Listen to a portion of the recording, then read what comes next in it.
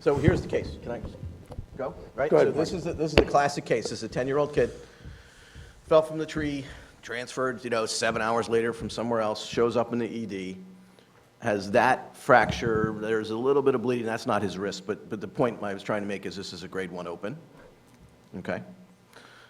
And that fracture. So what, Scott, are you thinking? I mean, you certainly could go through this. The first steps algorithm are easy, right?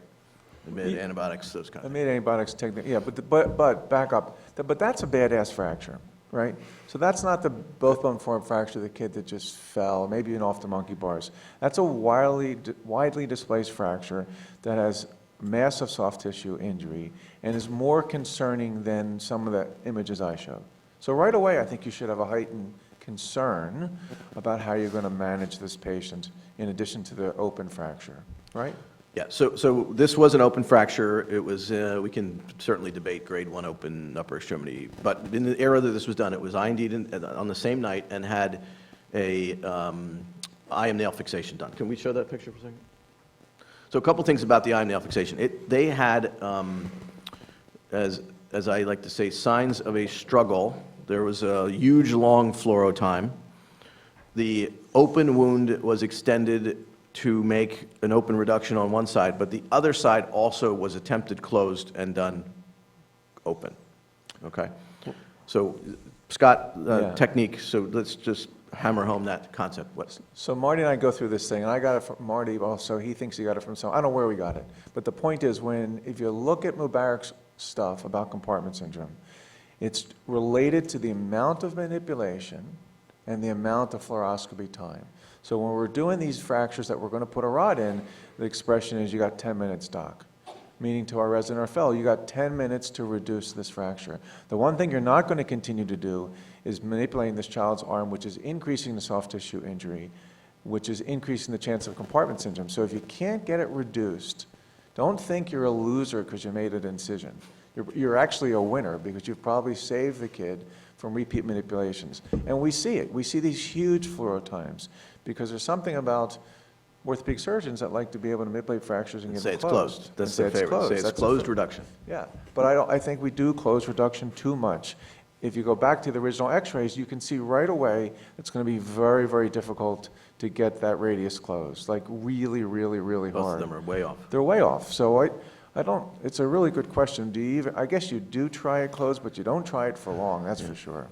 Well, you certainly, my rules for these, you certainly just open up that open fracture because you already have it, exploit it, and don't make a little tiny hole, make a big enough hole to do an IND and a real open reduction. And that at least takes that one off the table, okay? Now, I will say, you made a point about single bone fixation. It's not that uncommon when, and you had a picture of one actually. The other bone looks wildly displaced, but it's green sticked, okay? It's not translated. So you can do your open reduction on your IND, your open fracture, you put your single rod in, and you just kind of pop the green stick back, and you're done. So this avoids this compartment syndrome risk because you're done.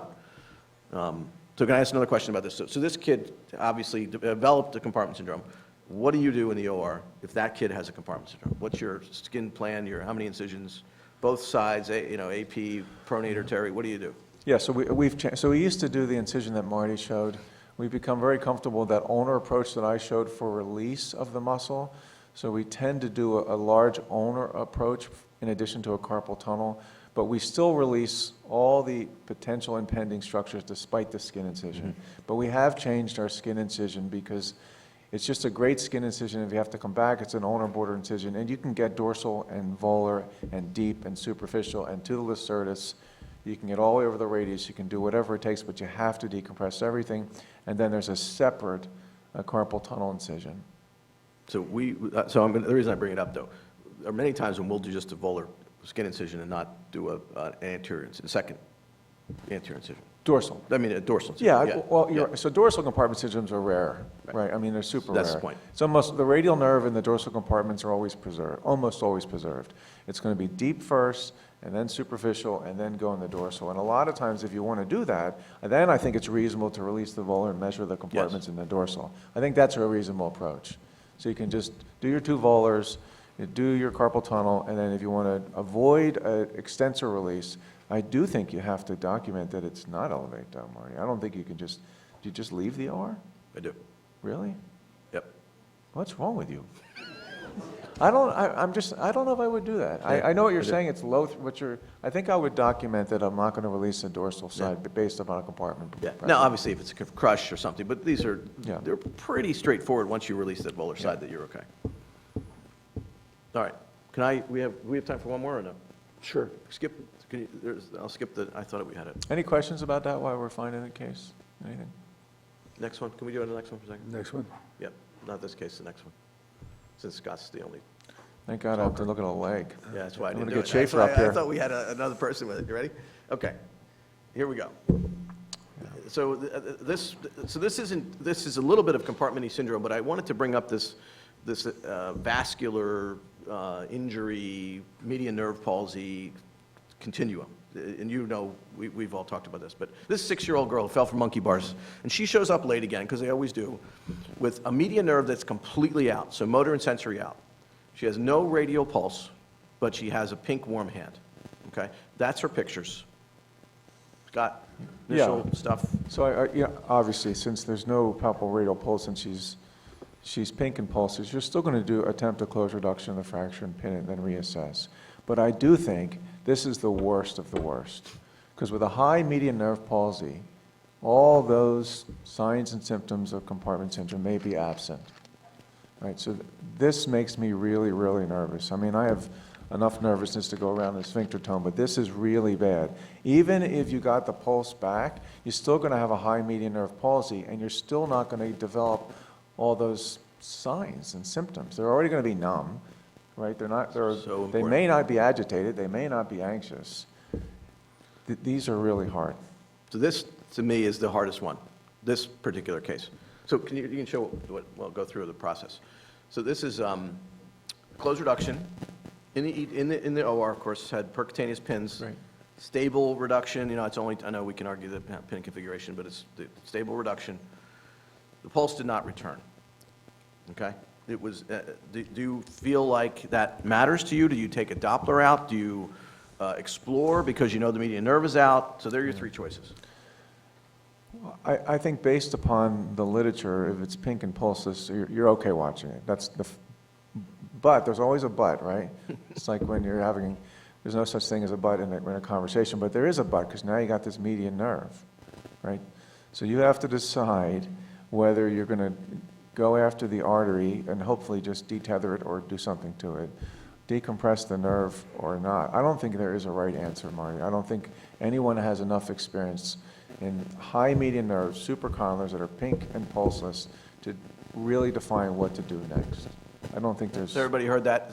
It's still a dilemma for us. And I will tell you that the conservative approach is still a safe approach if you are careful. So the conservative approach is to take a pink pulseless supracondylar, pin it, and if it's still pink and pulseless when you're done, you can leave them in the hospital for maybe 36 hours, 48 hours, observe them, make sure they don't evolve the wrong direction. But most of them do well. Now, I'll show you what this person did. I didn't do this case. Does a Doppler help you? So this is why I bring this up. So this is actually from one of your old fellows, I think, from Cincinnati, one of those guys from Kevin Little? Kevin's group. So they have evolved to this system where they do an intraoperative Doppler, and if the brachial artery is not in continuity, okay, not just tweaked, tethered, they immediately, no matter what the kid's hand is, they'll open it and repair it. So that's what happened in this case. And you can go to the next slide. I think he did this. So why don't we all, should we all be doing this? They published this. There's several of these that they did. And the results, if you read them, are the same as when I don't do anything. So I don't get it. I mean, I think the problem is most institutions can't do this routinely. Yeah. So because you're in the OR, you've done your close reduction and pinning, the kid's pink and pulseless, you may not have vascular backup, you may not have hand surgery backup, now what do you do, right? If this is the gold standard, then that kid needs to be transferred, but I don't think that is the gold standard, so I don't think the kid needs to be transferred yet. Time will tell. Time will tell. That's a good point. Yes. So the point and this kid actually, I think there's a final picture, but this kid did fine with just that that's how they approached it when they did the vascular repair. This is one of those questions that still hangs out there in the ether for pediatric orthopedists, that pink and pulseless supracondylars are still okay to be treated without vascular exploration, assuming that the vascular exam stays stable for, and I would argue, for at least 36 hours post-op. So not just discharge them that night, follow them along. And then, of course, the evolution of compartment syndrome might or might not be affected by this low flow state. We've also talked about that. Correct. There's this in-between group of kids that have maybe not a full-blown compartment syndrome, but probably have a little bit of low flow. And we have a common patient for sure of one of those, and they get sort of a little bit of Volkmann-Z, but not a full-blown Volkmann-Z. Yeah, so the call I get is a kid has supracondylar, and then they're in the office at 3 months afterwards, and they have some long finger flexor tightness, meaning they can't straighten their fingers out all the way actively or passively, but they didn't have the classic signs. So they didn't, and these are by very talented surgeons, so they didn't have the classic signs of any compartment syndrome, but they clearly have some low flow to the deep compartment because their FDP is tight and their FPL is tight, and that's that middle of the ground, right, where they had some infarction, but they didn't have the classic signs and symptoms, right? That's Tolerated it. They tolerate it, whatever that means. Just about, yeah. Didn't get to the ischemia, full-blown fibrosis ischemia. Correct. Any last questions? Questions? Anything? Do you want to stop here? It's You a break, I want think. the other cases? Okay. Oh. All right. What? Oh, you got one? I brought a couple. I didn't know you had cases. No, I didn't, actually, it was much better to speak about the compartment. That was way I'm sorry, I better, didn't want to way better. Okay. Let's, we'll take a look here. Here's a 12-year-old right-hand dominant female injured while playing on a trampoline, one of my favorite devices.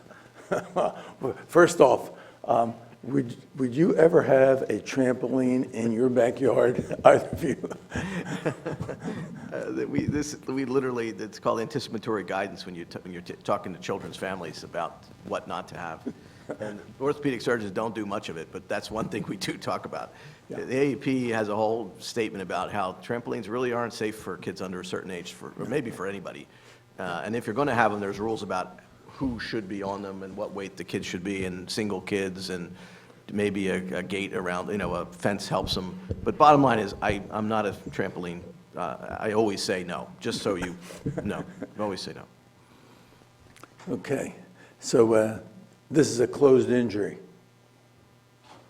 You want to do it? Yeah, so if you look at the fracture, and you look at the x-rays, obviously, it's what Marty was saying before. The radius may be slightly, incomplete-ish, while the ulna is obviously complete. So this is one. She's 12. She's probably premenopausal. She's moving toward adolescence, but she's not quite an adolescent. And I think you could argue to treat this in the kid realm, which would be IM fixation, and then you have to go through one or two, meaning... Or cast. You could try a cast first. You could try a cast. Yep. Or single or dual fixation. You could clearly try either one. But you have to have all those available when you go to the operating room. That's another thing. We don't do as much as you do in closed reduction in the ER. We do a lot. Yeah, we just don't do it much anymore. It's a Yep. pain in the ass, and the kids are screaming, and Yep. You do a lot. Yep. Different setting. Let me ask you a question. Say this is a grade 1 open, and it comes in at 7 o'clock at night into your ER. Okay. So it's interesting you asked that question now, because this is evolving all over the place across the country. What to do with the isolated inside-out grade 1 open in the upper extremity in kids, okay? So there is some literature now to support the idea that a little local skin washing, a sterile dressing, and antibiotics are all you need after you do, in addition to a closed reduction and a cast, okay? Not a full-blown IND in the OR, okay? To the point where we've been doing this on some cases at St. Chris for a long time. I just got one that the insurance company refused the admission because I didn't do an IND. Yeah. So we are going to have to figure this out, but the board answer. So anybody taking their boards, you're going to go to the OR. Can I just make that clear? There's enough evolution and question marks about whether or not IV antibiotics alone for grade 1 opens is okay. So if I'm giving you boards or Scott's giving you boards, they're going to beat on you about it, all right? But if you're in real life, in real practice, I really think there's a subgroup of kids that can safely be managed with local wound care and IV antibiotics, the duration of which we could discuss, but don't need a formal IND, okay? So to get back to the question, so if that was at St. Chris with a very minor, little, nothing poke hole, and it was in a clean environment, it wasn't poop on the arm or something, that kid would get a local skin dressing, would be closed reduced, would be admitted for 48 hours of, or well, again, we're evolving, but 48 hours of IV antibiotics, and sent home with a follow-up within 5 to 7 days for a examination. Scott, thoughts? I know you travel around a lot. What are people saying? No, I think it's controversial. We would take it to the OR. We would do the opposite. I guess we're more cautious about even grade 1 opens. Take it, formal washout, and then close reduction or IM fixation. So, Do you have a question? I do. Hi, Matthew Craig. Matt, yeah. So the majority of the audience, I guess, is not at your institution. Could you go back one slide? Yeah. So that person comes in at 7 p.m. at Abington with the type 1 open. What should we do? In other words, oh my gosh, we're going to send it downtown. Right. What would be the message to the audience? What do you want done, and how do you want to receive the patient? Should we take him to the OR that night, send him tomorrow? Should we put the dressing on, send him down? Should we reduce in the ER? Yes, no. How would you like to receive the patient? Oh, my take on these, when there's a controversial or not sure what to do, just wrap them up and send them. I don't think that there's any advantage to you guys, unless for some reason you coordinated every step of this. Let the ultimate care person, unless it's a compartment syndrome pending and you can't get them, but wrap them up, get rid of them, would be my instinct on this, okay?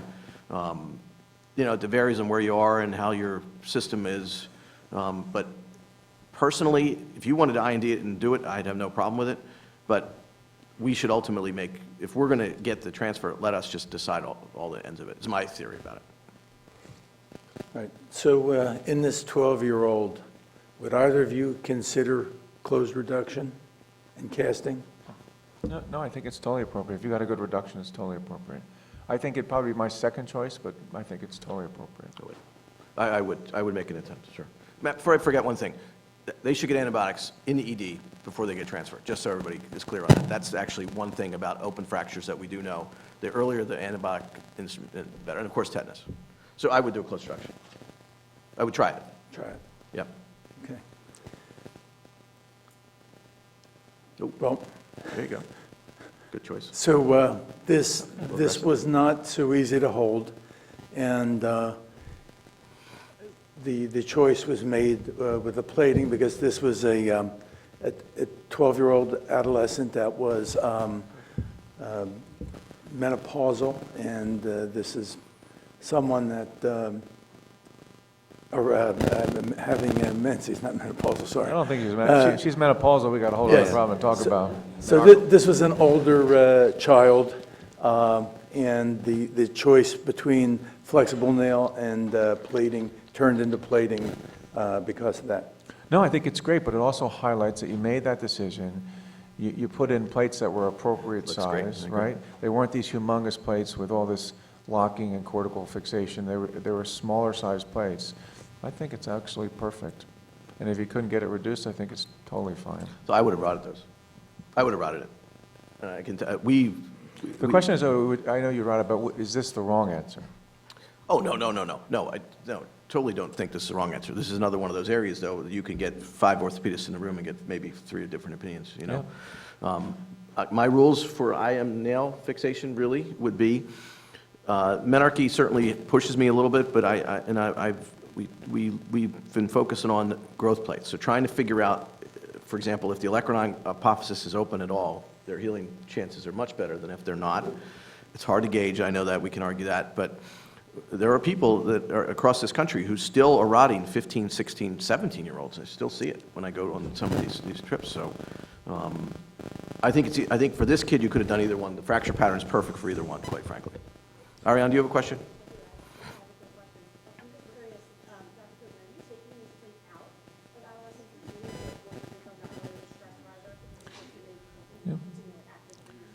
So Ariana's question is, are we routinely removing hardware after bone form fixation? The answer is no. We don't routinely remove any upper extremity hardware unless it's problematic. But it's a good question, but I think that goes back to using appropriate sized I plates was like just going to say, Belvedere. if it's a 3-5 plate and you had nothing else, I think you're stuck. This is a 2-7, it's perfect for leaving Yeah. it alone. Yeah, that's a good point. If someone had come to me with a big plate in, and it was fracture was healed, then I would rethink the whole entire paradigm and probably take it out, because they're going to be active. Okay, there a question? I guess, Wait, question in the Oh. back? Continuing on that topic, so you got somebody who either insists on getting the plate off, or I don't know if it's an urban legend, but I've got a couple military recruits, and there's something that they require having the plates taken off, they certainly counsel should be taken off, but is there a situation where you take it off, number one, is there any value in squat, scraping and bone grafting the holes, number two, and if you don't take it off, how do you counsel the guy who's playing football or going into football when you hit 16 or 18 to have the plate on top? Right, so with reference to the military, they no longer require removing the hardware in the upper extremity. So that's been a good change, right? The second change, I don't know of anything, actually, that once you take the plate out truly prevents the stress riser from the hole, Marty. Whether you put crap in there or not, I don't think it makes any difference. And then third, with reference to if they have a plate and they're retaining it, I tell them that there's a small chance that they could have a fracture at the end of the plate, but I don't limit their activity. I think life is what life is. You got to go back to playing what you want to do. Marty? Yeah, I just make sure it's not within 6 or 8 weeks of taking the plate off, but yeah. Oh, that's the, you gotta wait. You if gotta I take wait. the plate out, then I make them wait for sure, Yeah. at least 2 months, actually. Yeah, yeah. Because I think a little bit of rotatory force to those screw holes and they'll break Yeah. right through it, Yeah. for sure. okay, thank you very much, gentlemen.